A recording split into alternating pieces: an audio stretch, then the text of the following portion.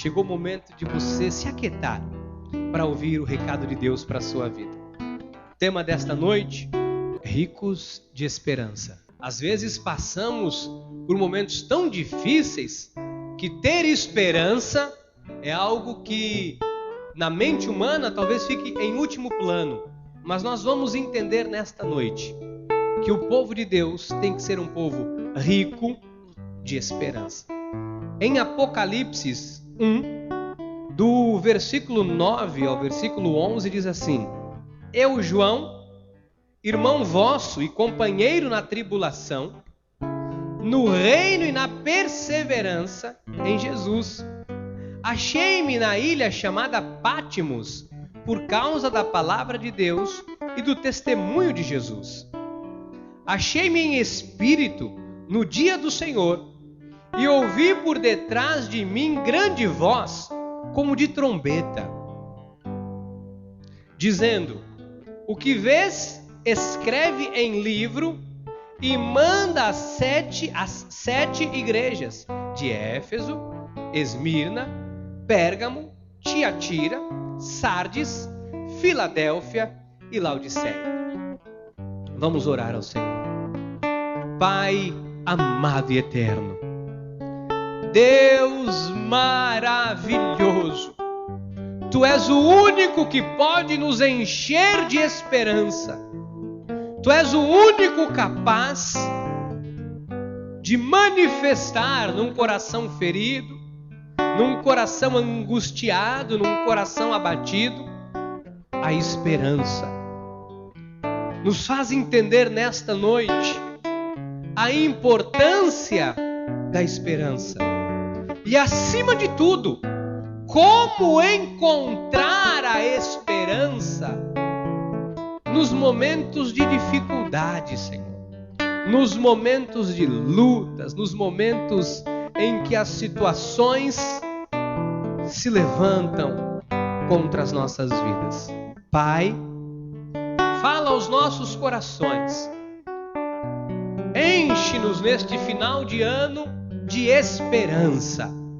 É o que eu lhe peço e lhe agradeço, em nome de Jesus. Amém e amém. Muito obrigado, maestro. Meus amados irmãos e irmãs, minha igreja, minha família. Nós vamos hoje estudar algo importante a respeito da esperança. Nós vamos entender não apenas a importância da esperança, mas como encontrar esperança nos momentos de dificuldade. Nós temos que ser ricos de esperança. Esta é a vontade de Deus. E lendo a palavra do Senhor em Apocalipse 1, do versículo 9 ao versículo 11, a Bíblia fala que João foi preso. João tinha uma idade avançada já estava com uma idade avançada, e não poderia ser morto, não quiseram matar João, por perseguição, por causa dos caminhos do Senhor. E diz a Bíblia que mandaram ele para a Grécia, para uma ilha rochosa, a ilha de Pátimos, e diz o versículo de número 9: Eu, João, irmão vosso, companheiro na tribulação, no reino e na perseverança em Jesus, achei-me na ilha chamada Pátimos, por causa da palavra do Senhor e do testemunho de Jesus. Então, de repente, João se acha numa ilha chamada de Pátimos. Veja que este homem, no final da vida, por ser fiel a Deus, foi enviado para terminar os seus dias numa ilha, num lugar, numa prisão, numa ilha, para viver sem esperança. E Deus intervém nesta situação e começa a usar a vida de João e encher o coração de João de esperança. E olha que interessante, o versículo 10 diz assim: Achei-me em espírito no dia do Senhor e ouvi por detrás de mim grande voz, como de trombeta. Deus começou a falar com ele. Olha o versículo 11, dizendo: O que vês, escreve em livro e manda às 7 igrejas. Deus pega João lá em Pátimos e começa a dizer: João, você vai escrever a visão que eu estou te dando, e esta visão você vai enviar para 7 igrejas, para cada igreja. Então, ali havia admoestações, ali havia cartas para encorajamento, cartas mandando aquelas pessoas abandonarem o erro, abandonarem o pecado. Deus começa então a falar a João, e João começa a escrever a visão. E entre estas visões, Deus escreve a uma igreja chamada Esmirna. Esta igreja era considerada uma igreja irrepreensível. Todas as igrejas receberam carta de admoestações para abandonar o erro, para recobrarem o juízo. Mas quando Deus começa a falar com João para escrever uma carta para a igreja chamada Esmirna, não havia nada que desabonasse aquela igreja. Era uma igreja correta, porém, era uma igreja chamada pelos historiadores bíblicos de uma igreja sofredora. Era uma igreja que tinha muita perseguição. A igreja de Esmirna era uma igreja muito perseguida. Era uma igreja tida como, pelos especialistas, pelos grandes teólogos, uma igreja sofredora. Então, João começa a escrever uma carta, e esta carta é para dar esperança àquela igreja no momento do sofrimento. Eu quero dizer aos irmãos nesta noite, que sempre no momento da luta e da dificuldade, o Senhor nos fala para encher o nosso coração de esperança. Nós estamos chegando ao final do ano. Estamos aí há 20 e poucos dias de encerrarmos este ano. Muitas pessoas, nesta época do ano, começam a perder a esperança. Sabe que a pessoa, às vezes fala, o ano inteiro eu fiz, não deu nada certo, agora que não vai dar. E as pessoas começam a perder a esperança. E o que Jesus quer é justamente o oposto disso.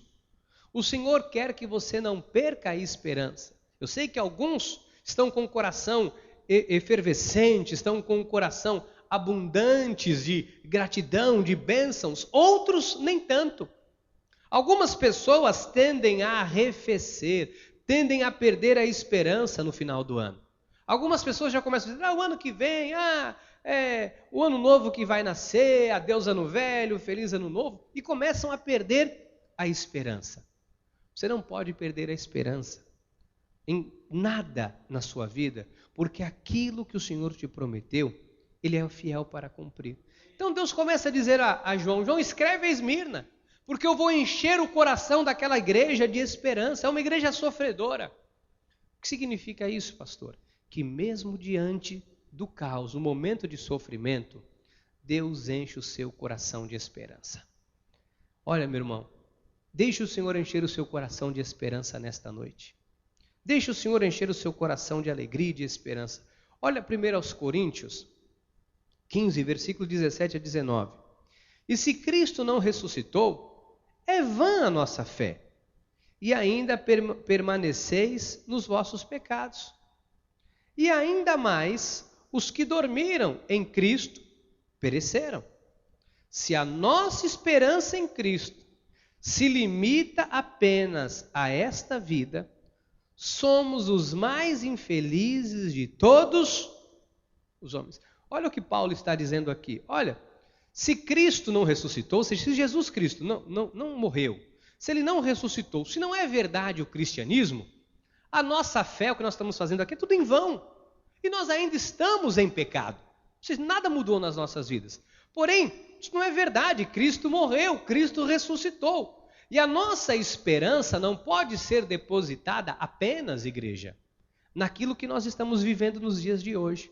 Olha o que ele diz, último versículo, versículo 19. Se a nossa esperança em Cristo se limita apenas a esta vida, somos os mais infelizes de todos os homens. Sabe que as pessoas que apostam todas as fichas nas coisas terrenas, nesta vida, nas coisas do mundo, se tornam pessoas infelizes. Se você buscar apenas ser feliz, se realizar nas questões do mundo, você vai ser uma pessoa infeliz. Porque talvez você alcance tudo, mas você tenha um coração amargurado, um coração infeliz, alcance, mas viva cheio de problemas. Tem muitas pessoas que já alcançaram, humanamente falando, muitas coisas na vida, mas não tem a Deus, não tem o principal, então não tem alegria no que tem. Olha, acho que não há nada mais triste do que você ter alguma coisa e você não ter alegria naquilo que você tem. Então a nossa esperança em Cristo não pode se limitar apenas nesta vida, mas na vida eterna que o Senhor tem para nós. Sabe que isto aqui, nós estamos aqui de passagem. Eu gostaria que você nunca se esquecesse disso. Você está aqui nesta terra de passagem. Enquanto você viver aqui, Deus tem o melhor para você, Deus quer que você viva dignamente. Mas por que eu estou lhe falando isso? Porque você tem que colocar a sua esperança para que você tenha alegria, saber que um dia isso tudo acaba, mas você vai viver eternamente com o Senhor. A vida de um cristão não é só a vida terrena. Por que eu tenho que lhe dizer isso? Porque muitas pessoas estão apenas achando que a vida boa é aqui na terra. Muitas pessoas estão entesourando aqui na terra, estão vivendo aqui, sabe, fazendo disto aqui o seu paraíso. A vida é passageira, amados. A vida, olha, uma veia entupida, acaba tudo. Uma batidinha menos do coração, acaba tudo. Então, a vida aqui é passageira. E nós estamos construindo uma vida para o céu. Então, tudo que nós estamos plantando aqui, nós estamos acumulando o nosso galardão para recebermos a coroa da vida no céu. Então, a vida é passageira. Eu queria que você dissesse isso. Diga, a minha vida é passageira. Diga, por isso, a minha esperança não está nesta vida. Está na vida eterna. Está em Jesus. Olha, eu tenho que lhe dizer isso. Porque 90 e poucos % dos cristãos, para não dizer 100%, porque nós vamos nos eximir alguns cristãos que não vivem desta forma, mas olha, grande parte, grande maioria, estão depositando a sua esperança apenas nesta vida. Ah, eu não recebi isso, eu estou infeliz. Ah, eu não alcancei isso, eu estou triste. Eu não alcancei isso, eu estou... Amados, se nós passássemos a vida toda sem alcançar o que nós sonhamos aqui, mesmo assim o nosso coração teria que ser rico de esperança, porque nós já temos o melhor, que é a vida eterna. Esta vida é passageira. Agora disseram que aumentou a quantidade de vida do brasileiro. 78 anos. Então, o brasileiro chega até 78 anos, passa assim. Eu me lembro há poucos dias atrás, eu indo para a escola sozinho, minha mãe me dando recomendações na rua, não converse com ninguém, não pegue bala, não chupe chiclete de ninguém te der. Há poucos anos atrás, isso já se faz anos. Talvez você recorde de coisas que fazem anos que se passaram.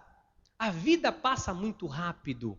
Então, a tua esperança não é e não pode ser depositada apenas nesta vida. João 11, versículo 25 e 26. Disse-lhe Jesus, eu sou a ressurreição e a vida. Quem crê em mim, ainda que morra, então viverá. E todo o que vive e crê em mim, não morrerá eternamente. Crês isto? Você crê nisso? Você crê? Então, pastor, o que dá esperança para um cristão? A esperança de um cristão não é porque ele comprou uma casa, não é porque ele comprou um carro, não é porque ele tem dinheiro na poupança, não é porque ele conseguiu realizar o sonho, porque fez o negócio da sua vida. A esperança e a alegria de um cristão é saber que ele tem a vida eterna. É saber que o nome dele está arrolado nos céus e que ele vai morar a eternidade com Cristo. Nós não podemos nos tornar cristãos materialistas, pensando apenas em dinheiro, dinheiro, dinheiro, dinheiro, porque isso tudo acaba. Não ouvi um amém? Agora ouvi. Amém? Eu não fico chocado, amado, porque está chegando o final do ano, nós temos que ter um coração rico de esperança. É óbvio que Deus tem muito a fazer por nós, porém, os nossos olhos estão colocados no Senhor. Então, pastor, não aconteceu, mas você tem que ser uma pessoa rica de esperança. Pastor, eu não alcancei, mas você tem que ser uma pessoa rica de esperança. Por quê? Porque você tem o seu nome arrolado nos céus, você tem o teu nome escrito no livro da vida. Amém? Não importa o que você esteja passando. Apocalipse 2:9. Conheço a tua tribulação, a tua pobreza, mas tu és rico. E a blasfêmia dos que a si mesmos se declaram judeus e não são, sendo antes sinagoga de Satanás. Olha o que a Bíblia está dizendo aqui, presta atenção. Conheço a tua tribulação, a tua pobreza. Olha, João está escrevendo para a igreja. Diz, eu sei, vocês são uma igreja pobre, porém, vocês são ricos, porque vocês têm Jesus. Amados, nem todo mundo nesta terra será rico financeiramente falando. Nem todo mundo nesta terra, cristãos, vão ter o mesmo dinheiro que muitos grandes empresários têm. Nós temos que entender isso. Agora, não importa se você não tem, você é rico, diga eu sou rico. Diga no Senhor, eu sou rico. Diga porque Ele é o meu pastor, nada me falta. Amém? Dê uma salva de palmas a Deus. Aleluia. Ricos de esperança. Ih, pastor, pensei que o pastor ia falar aqui hoje que eu ia jogar no bicho, eu ia ganhar, que eu ia jogar na loto, eu ia ganhar, que eu ia jogar na zebrinha a zebra, o que era aquela zebra que dava zebra no Fantástico? Ainda tem aquilo? Você que joga no bicho, Zé, ainda tem aquilo? Acabou? É brincadeira. O Alberto já olhou para trás. O Alberto já olhou para trás e falou: qual que foi a milhar centena de hoje? É brincadeira, nenhum dos dois joga. Nós somos ricos, amados. Olha, esta palavra tribulação, ela no original grego é tilipsis, que significa pressão, opressão ou aflição. Olha, tribulação todos nós passamos. Então, só que a Bíblia diz que Deus conhece o seu levantar, o seu deitar. Pastor, o que a tribulação representa para o cristão? Anota isso aí, escreve para você nunca mais esquecer. O que a tribulação significa na vida de um cristão?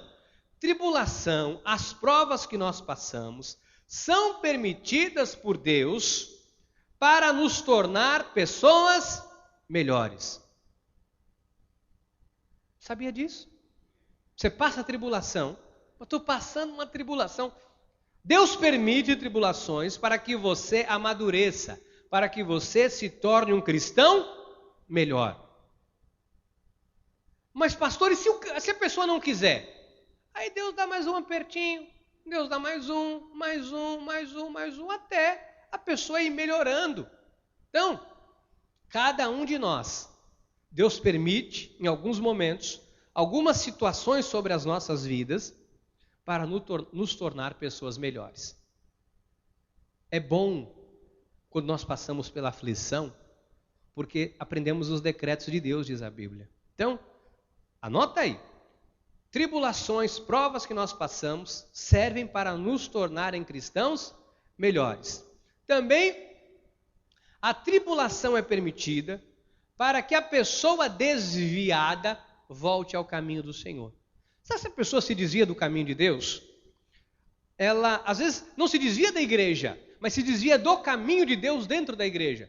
E aí, acha que pode fazer isso, acha que pode fazer aquilo, acha que é dono do nariz, acha que pode ir para cá, para lá. Então, Deus permite provas e tribulações para que a pessoa que está no mundo volte ao caminho dele, ou para que as pessoas que estão na casa de Deus e se desviaram do caminho, tornem a viver segundo o padrão da vontade de Deus. Então, a tribulação ela é importante. Por isso nós temos que ter esperança. A tribulação não é um mal que Deus permite vir sobre a mim e a sua vida para nos fazer mal. Deus não é vingativo, Deus é justo. Agora, Deus tem a sua maneira de ser, Deus é amor. E o que nós plantamos, nós colhemos. Então, Deus tem uma forma, Deus permite, porque nada acontece sem a ação direta de Deus ou sem a permissão de Deus. Então, quando Deus permite alguma coisa, Deus o permite para que as pessoas voltem ao caminho do Senhor. Tem gente que só desse jeito, amados. Tem gente que se Deus não der permitir que alguma coisa venha, a pessoa diz, estou no mundo, estou fazendo o que eu quero, não me aconteceu nada, estou vivendo a vida, eu vou continuar assim, tá bom. Aí Deus diz, aí Deus permite algumas coisas. Então, agora, pastor, tudo que a igreja hoje protestante diz, e é um erro, é assim, a pessoa está passando por luta, tribulação, porque está em pecado. Não, não necessariamente. Quando é para a pessoa crescer ou para se tornar melhor do que ela já é, Deus permite a tribulação e a pessoa não está em pecado. Quando a pessoa está em pecado, Deus permite a tribulação para que a pessoa volte aos caminhos do Senhor. Deus também permite a tribulação Deus permite uma situação ruim, uma tribulação, para Ele manifestar a proteção dEle na sua vida. Muitas pessoas não sabem disso. Então, às vezes tem pessoas que estão te perseguindo, estão te incomodando, mas Senhor, Deus permite, porque é a forma dEle fazer justiça na sua vida. Para Ele mostrar que Ele é seu Senhor, para Ele mostrar que Ele está com você. Então, fique em paz em todos os momentos da tribulação. Tenha esperança em todos os momentos. Pastor, eu estou sendo perseguido, tem gente me perseguindo, tem gente fazendo isso, tem gente fazendo aquilo, tem gente fazendo isso. Meu irmão, isto aí é para você ver que Deus te protege, para Deus manifestar a proteção e a justiça dele na sua vida. Amém? E também, Deus permite tribulações, que nós passemos por tribulações, para que você reconheça o que Jesus fez por você. Sabe que Jesus tem feito muito por mim e por você. E às vezes as pessoas não reconhecem isso. Tem gente que não reconhece, mas tem gente que é ingrato. E Deus diz, eu vou permitir que a pessoa passe por isso, para ela comece a ver. Por exemplo, tem pessoas que têm muito, e esbanjam, esnobam, vive de qualquer forma, não reconhece que foi Deus quem deu, não agradece a Deus que deu. Tem gente que enche o prato de comida, com todo respeito, não estou aqui querendo te dar lição de moral, pelo amor de Deus, mas enche o prato de comida, joga fora, e as crianças joga fora, esbanja. E Deus às vezes permite alguns momentos de tribulações, para que a pessoa dê valor a cada coisa que ela tem. Eu aprendi hoje a valorizar muito mais o dinheiro que eu tenho do que no passado. Uma época eu trabalhava em São Paulo, ganhava muito bem.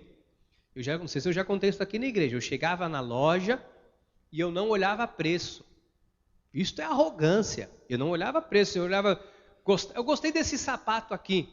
Aí a vendedora, experimentava, via, gostava, não perguntava o preço. Chegava no caixa, falava, quanto deu minha conta aí? Ela dizia, é tanto, tá aqui, põe no cartão aí, à vista. Isso é arrogância. Hoje eu vou, às vezes o preço está virado, eu viro o preço aí para eu ver o preço. Aí eu vejo o preço, dá para dar um desconto. A vista tem quantos por cento? 10? Não, a vista é 5. Então eu vou pagar a vista em 3 vezes. Não, mas a vista em 3 vezes aí... É a vista, o cartão passa a vista em 3 vezes. Hoje eu valorizo mais o que eu tenho. Cada moedinha, hoje eu fico lá no caixa. Falta 5 centavos, eu fico lá esperando a moça contar as moedas e dar o troco. Com todo real, o pastor é unha de fome, é muquirana, que coisa feia. Feia não, eu sei o duro que eu dou, não é brincadeira.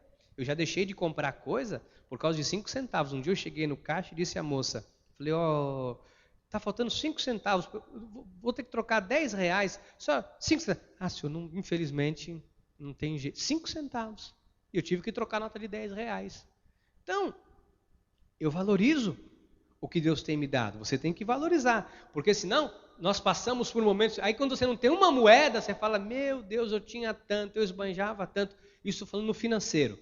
Aí tem outras áreas da vida, às vezes arrogância, soberba, né? Tem gente que é arrogante, se acha melhor do que os outros. Tem gente que se acha mais inteligente do que os outros. Eu acho isso tão feio quando eu vou conversar com uma pessoa. Tem gente que não deixa você falar. Você fala uma coisa, a pessoa... Não é assim não, porque isso aqui é isso, isso e isso. Aí você fala, não, porque olha, eu particularmente prefiro... Mas não. A pessoa não deixa você ter preferência. Tem gente que não deixa. Tem que ser a preferência dela, o jeito dela. E sabe, a pessoa acha que sabe tudo. Às vezes passa um estreito para aprender a reconhecer o que Jesus fez por ela. A reconhecer quem é Deus, quem é soberano. Olha Colossenses 1, 24. Agora me regozijo nos meus sofrimentos por vós e preencho o que resta das aflições de Cristo na minha carne, a favor do seu corpo, que é a igreja. Olha o que Paulo está dizendo aqui. Agora me regozijo nos meus sofrimentos por vós. Eles agora me alegro por ter sofrido por vocês. Preencho o que resta das aflições. Paulo diz, olha, agora eu estou feliz porque eu reconheço que todo sofrimento foi válido. Hoje eu reconheço, eu, pastor Ricardo, hoje eu reconheço que todo sofrimento que eu já passei na vida foi válido. Hoje eu reconheço muitas vezes o sofrimento que eu passei aqui na igreja, muitas vezes para pregar a palavra, e só Deus sabe como muitas vezes eu vim aqui, o sofrimento que foi para pregar, e hoje eu me alegro de ver o que Jesus tem feito na vida da igreja. Eu me alegro de ver o resultado na vida dos irmãos crescendo, prosperando, Deus abençoando, Deus abrindo as portas. Isso enche o meu coração de alegria e esperança. Então você tem que pensar, olha, eu já passei por tanta coisa na vida e Deus me deu vitória. Isso te enche de esperança. Amém? Olha, Paulo escrevendo aos Coríntios, isto aqui enche o teu coração de esperança e o meu. Quem nos separará do amor de Cristo? Será tribulação, ou angústia, ou perseguição, ou fome, ou nudez, ou perigo? O que pode nos separar do amor de Cristo? Nada. Olha o 37. Em todas estas coisas, porém, somos mais que vencedores por meio daquele que nos amou. Diga, eu sou mais que vencedor. Você crê nisso? Diga, eu tenho que ter esperança. Diga, eu tenho que ter alegria. Sabe que o final do filme é sempre a vitória? Às vezes, no meio do caminho, sempre vem um obstáculo. No meio da tua caminhada, sempre você vai se deparar com o obstáculo. Escreva o que eu estou lhe dizendo. Nós estamos chegando no final do ano. Faltam 26 dias, 25, para nós encerrarmos este ano. E eu quero lhe dizer uma coisa. Muitas coisas vão se levantar contra a tua vida para impedir você de alcançar o que Deus tem para você. Mas você não vai perder a esperança em nenhum segundo, porque Deus está do teu lado. Olha, o que nos separará do amor de Deus? O que nos separará da vitória? Nada. Em todas estas coisas, porém, somos mais que... Diga, eu sou mais que vencedor. Fala para o seu irmão, fala, você é mais que vencedor. Você é mais que vencedor. Nós somos vencedores em Cristo Jesus, amados. Aleluia! Olha, Tiago 2, versículo 5. Tiago 2, 5. Ouvi, meus amados irmãos, não escolheu Deus os que para o mundo são pobres, para serem ricos em fé e herdeiros do reino que ele prometeu aos que amam? Olha o que a Bíblia está dizendo aqui. Muitas vezes, financeiramente ou culturalmente, você pode não ter o que muitos têm. Mas o que vale na vida de um cristão é ter fé. Digo, o que vale é a fé. Meu irmão, a fé não falha. Diga, a fé nunca vai me deixar na mão. Nunca vai deixar você na mão. Você tem que ser um homem ou uma mulher de fé. Você tem que sair daqui hoje com o seu coração rico de esperança, rico de fé, que aquilo que Deus te prometeu vai acontecer. Mas, pastor, tem situações se levantando de todo lado. Amém! É sinal de que Deus tem grandes bênçãos para você. Quando alguém já começa a me dizer, ih, pastor, começou a se levantar daqui, começou a se levantar dali, começou a se levantar dali. Amém! É sinal que Deus tem grandes bênçãos para fazer nesses dias na sua vida. Está perto! Está perto! Falta um tantinho assim. Quando eu vejo, começa a se levantar daqui, começa a se levantar dali, começa a se levantar. Falei, está perto. Está perto, pastora. Está perto. Está perto, irmão Rai. Está perto, dona Nilza. As coisas começam a se levantar. Está perto. Diga, está perto a minha vitória. Diga, Ivone, está perto. Está perto. Ih, pastor, tão estreito, está difícil, pastor. Está perto. Está perto. Amém? Apocalipse 2, versículo 10. Apocalipse 2, versículo de número 10. Apocalipse 2, 10. Não temais as coisas...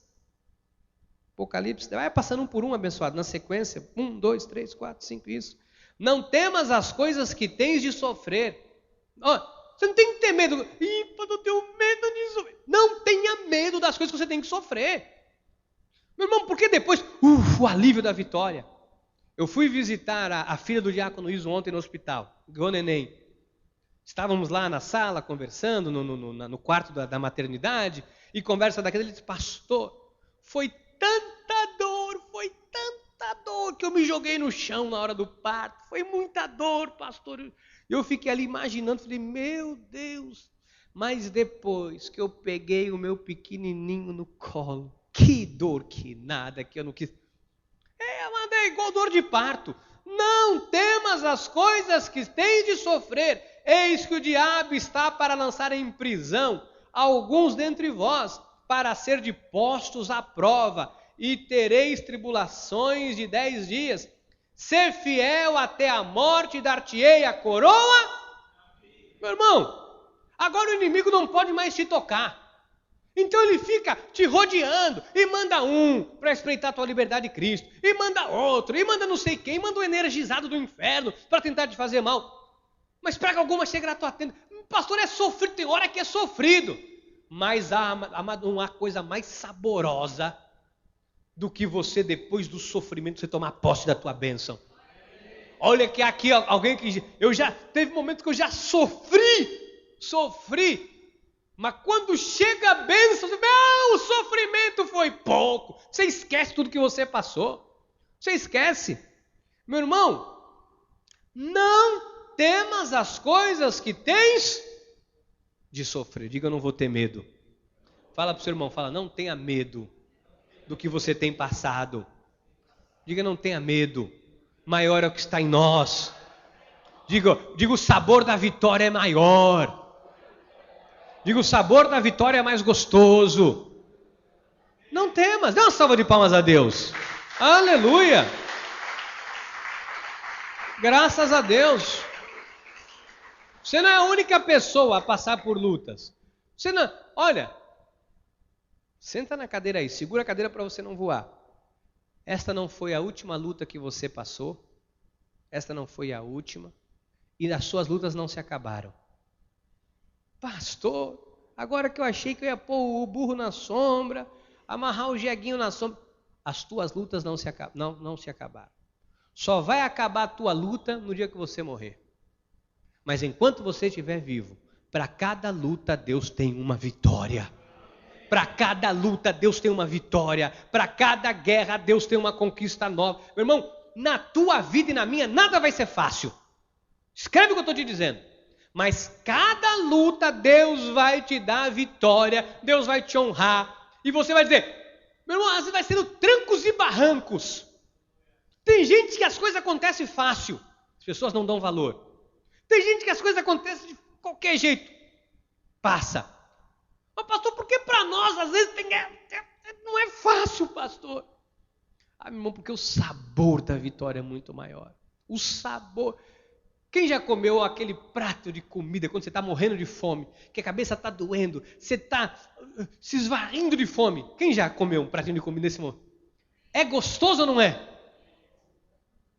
Tá sem sal, você diz, que delícia. O sal está no ponto. Tá fria. Você diz, tá fria, tem que esquentar. Que nada, tá no ponto. Uma delícia. O que é isso? É que quando você alcança aquilo que você quer, essa fome, você ficou 5 horas, 10 horas sem comer, 3 dias sem comer. Quando você começa a comer, você esquece. Sabe, o prazer de estar comendo supera. É isso que Deus vai fazer na sua vida. Eu quero terminar a mensagem te dizendo, se posiciona, meu irmão. Se posiciona. Sabe qual vai ser a minha posição, pastor, para o final deste ano? A sua posição vai ser uma posição rica de esperança. Você não pode começar o ano de 2013 de cabeça baixa. 2012 não foi bom. 2012 foi só derrota. Não! Você vai começar o ano de 2013 de cabeça dizendo, foi o melhor ano da minha vida. E 2013 vai ser melhor. Foi bom, mas passou, 2013 vai ser melhor. Você vai encher o seu coração de esperança. Em cada luta, em cada tribulação, não temas as coisas que tens que sofrer. Fala para você, eu não vou temer o que eu tenho que sofrer.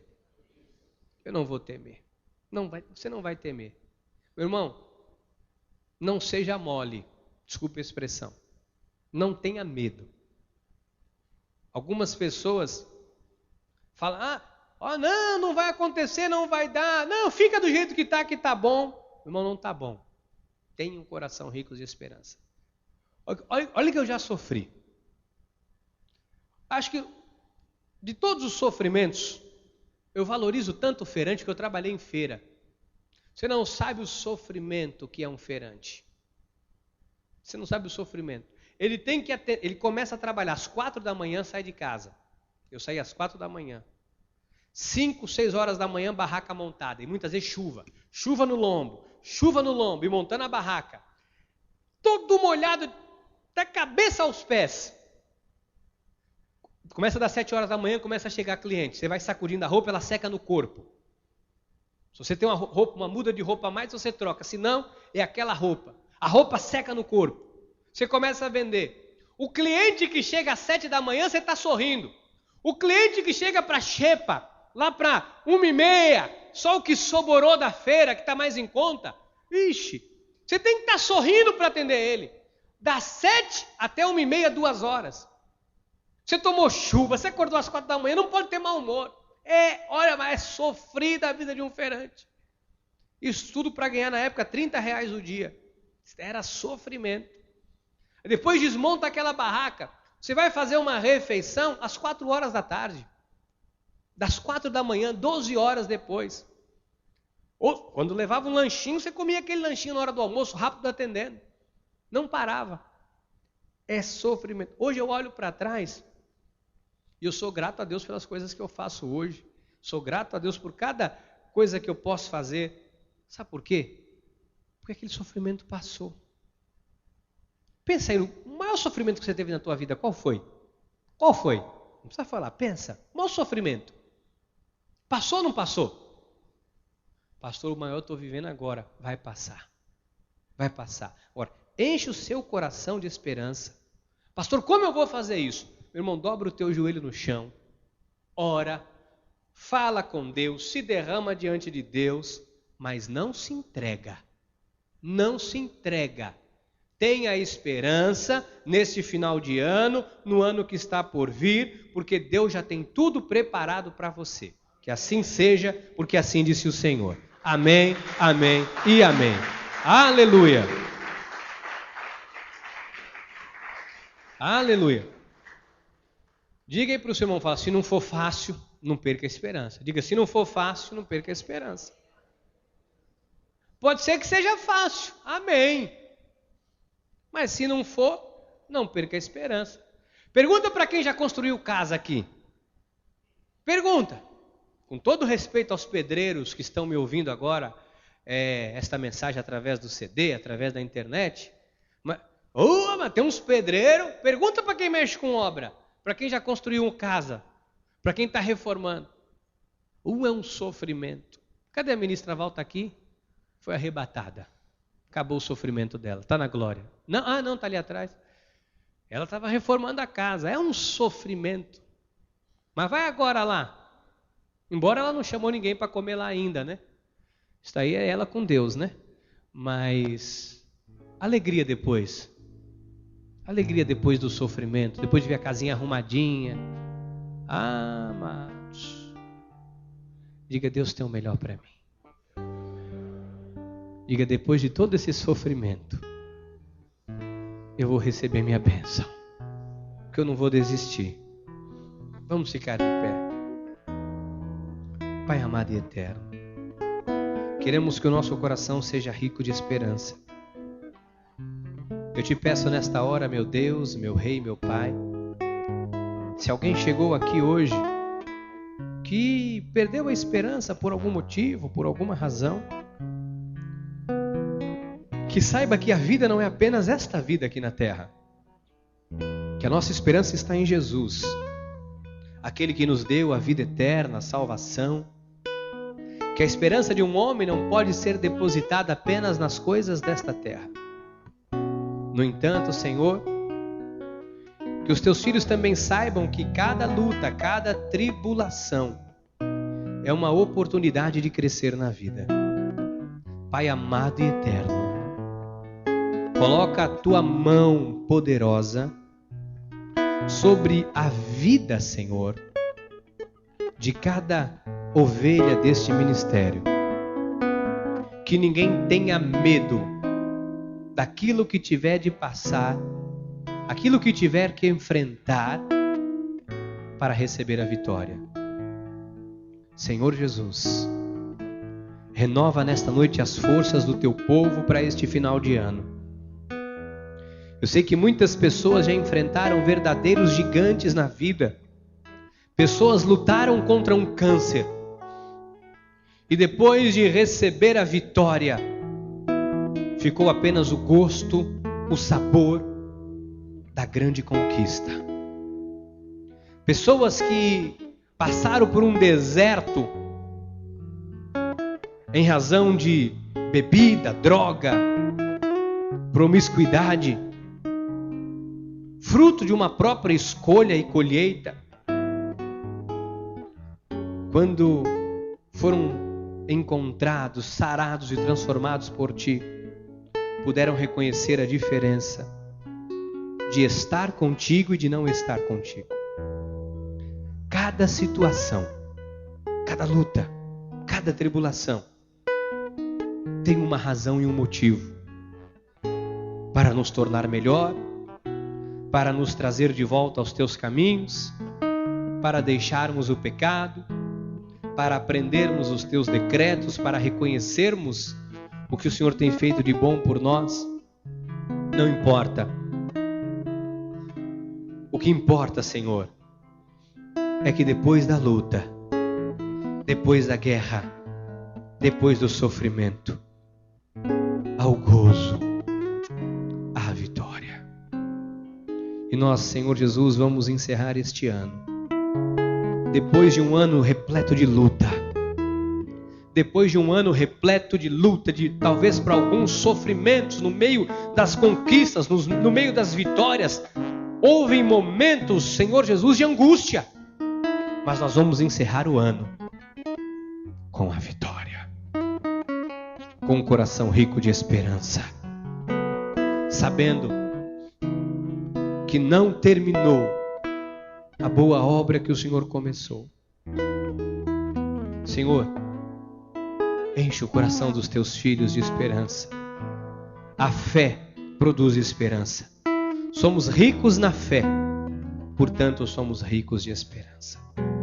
Coloca a tua mão sobre a vida da Silmara, que todas as dores nos músculos e no estômago que batem em retirada, Senhor, dá a Simone dos Santos e sua família paz e direção espiritual.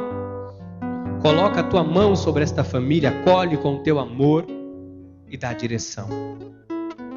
Pai amado e eterno, eu oro pela vida da Juliana, que me escreveu esta semana, dizendo que o marido a deixou, saiu de casa, o Kleber.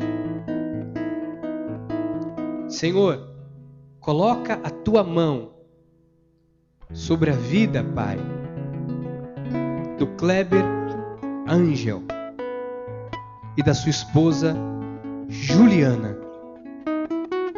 Restaura este casamento. Que eles tenham nesta restauração um sabor muito superior ao amargo deste momento de tribulação que eles estão vivendo. E que assim seja com cada um que o Senhor trouxe aqui nesta noite. Estenda a sua mão em direção ao altar. Que a graça, a paz, o amor, a alegria e as misericórdias de nosso Senhor e Salvador Jesus Cristo sejam com cada um de vocês que amam a Deus. Que vocês saiam daqui com um coração rico de esperança. Em nome de Jesus. Amém, amém e amém. Dê uma salva de palmas a Deus. Aleluia.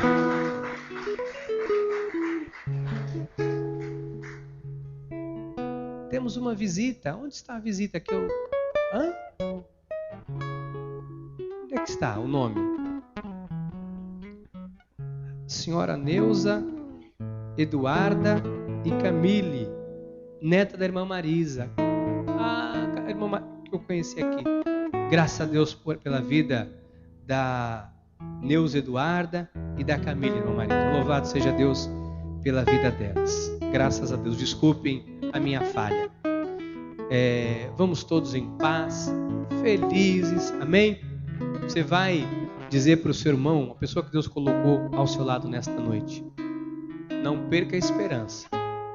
Não há tribulação que dure para sempre. Graça e paz, boa noite a todos.